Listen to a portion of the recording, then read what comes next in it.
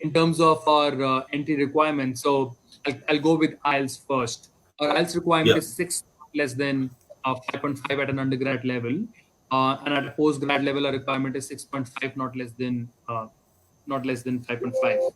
Okay. In terms of the academic requirements, at an undergrad level, the requirement is 4.5 out of 5 at an undergrad level. And for students who are, looking at a master's, they need a 2.8 or a 70%. Schools or departments. So in South Asia, we generally call it department, but outside it's called schools. So we have got 7 schools: applied sciences, art and creative industry, built environment and architecture, business, engineering, health, law and social sciences. Now, I'm not going to go too much into each of these schools, but I'll give you a quick snippet of all of them so that we've got a fair idea. Happy to look at questions thereafter.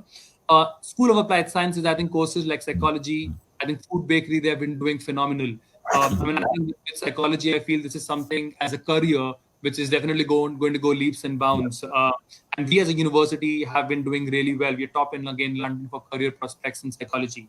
I think food bakery, I was very, very pleasantly surprised to know that we have got the oldest bakery school in the world. We in fact have been serving the royal family for a long time now. We just celebrated our 120th year. So if you've got students who are keen to kind of and are interested in bakery and nutrition courses, I would suggest there is no other option. You should be looking at something like this. And I think because we have been there for such a long time, we've got very good connections with some of the best hotels and bakeries in Europe. So getting somebody place is actually a cakewalk. I think art and creative industry, I think for any students who is looking at taking up creative courses, I think something like a creative advertising with marketing, I think fashion promotion, journalism, theater, I think that's doing really well. And I think something which is unique about School of Art and Creative Industry is that all the courses are pretty practical because you will be using a lot of equipment. So they're trying to ensure that you're getting the same flavor as you would get when you enter the corporate world. So there is no like gray area in between, because a lot of time what happens in our markets, what happens in South Asia with our academics is that we learn something, but nobody tells us how to put it to use practically. But Yeah. outside, find that it's more practical education. They're trying to make you more familiar with how the corporate world is going to be looking like. And also, I think a huge amount of investment has gone in our Elephant Studio, around £6 million. So, I mean, yeah, this is definitely they're doing really well, and they've also got courses with come up with placements as well. Built environment and architecture, I think architecture and civil has been doing phenomenal as courses. 90% of kids are getting jobs in the first 6 months. Very, very important. I think for a lot of architectural students, they should know. I think a lot of universities, they charge you extra fee when you enter the university for anything that you're getting printed through a 3D printer. And it's pretty expensive. At LSBU, we don't charge anything extra. Everything is pretty much a part of the course fee. Also, for students who are concerned as to how their portfolio is going to be viewed, so we have shared some information on our website as to how the portfolio is going to, where the portfolio needs to get uploaded. Okay. Okay. Also, CIBSE, which is Chartered Institute of Building Service Engineers, it's a big firm, a bit accredited firm, and it says out of the past 20 presidents, 13 have actually been alumni of London South Bank University. So that tells you that we've got a very good stronghold in terms of repo in the market. Okay. Then School of Business, I think this school has been doing wonderful in the last few years. I think, and one of the key reasons for that is that majority of the courses are coming either with internships or placements, which I think is one of the critical factors, at least for a lot of students from Bangladesh, any of the South Asian market.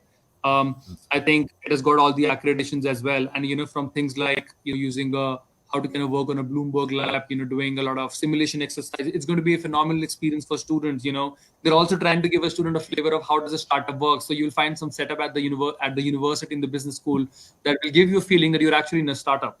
Not giving you it gives you a startup feeling as well. It's also trying to give you a corporate feeling because, every student will have a different requirement and different interest level.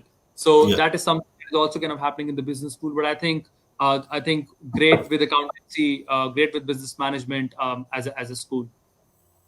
School of Engineering. So I think chemical, computer, mechanical has been doing well. Electric and Electronic, #1 modern university in London for the same. We in fact have got the biggest virtual engineering lab in Europe. Also, we don't share our labs with any other university, so it's not sharing basis. It's only for our own students. And something which is very, very important is that we should also be, as students, also be looking at what's the size of labs, because there is a certain class size and you want everybody gets an opportunity in a certain class. Our university labs are about 6,000 square meter, which is pretty huge. So everybody gets, an amazing kind of chances there. And at the same time, as a university, we kind of obviously are big and strong kind of for gender equality. So we've got courses for females as well. Something which is called Women in Engineering. We were one of the first schools in the UK to kind of admit female engineers way back in 1920.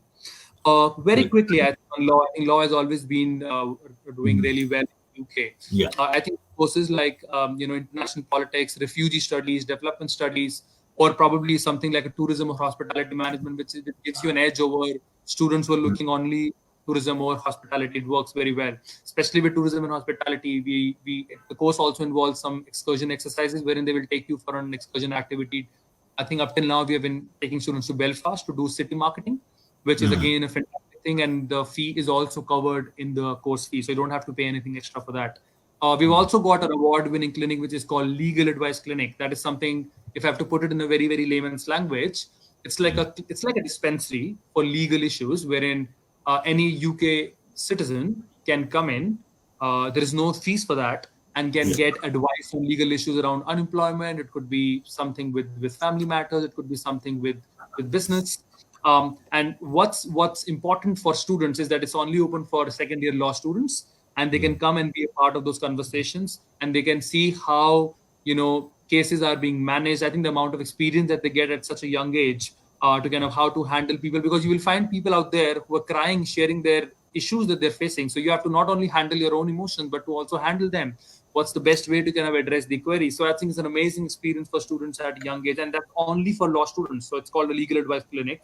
This is the fee structure. So pretty much very easy to remember for all bachelor's and master's courses. I think pretty much the fee is 14,470. We've got an international scholarship, as I mentioned earlier, of 1,570, and a merit scholarship of 3,000 and 4,000 for bachelor's and masters. So 1,570, sorry, is for everyone automatically get for this one? Yes. And then we've got a merit scholarship for those who are doing well. So the entry requirement for merit scholarship at an undergrad level is 4.8. And the entry requirement for a student at master's level is 3.5 out of 4. So if you get it, as I've said, if you're getting a merit scholarship, you will get it for the following years that you study at the university as well, as long as, And then there is early payment discount of 5% as well. So for example, for a student, if the fee is 14,470, and let's say he got a merit scholarship at an undergrad level, his fee comes down from 14,470 minus 3,000, that is 11,470. So 11,470, and if you're willing to pay the full payment, you get a 5% discount. So 11,470 minus 5% of 11,470 is going to be the actual fee that you will be paying. But that's entirely up to you if you want to do that. But our initial deposit at the moment is £3,500, but it's going to be changing to 50%.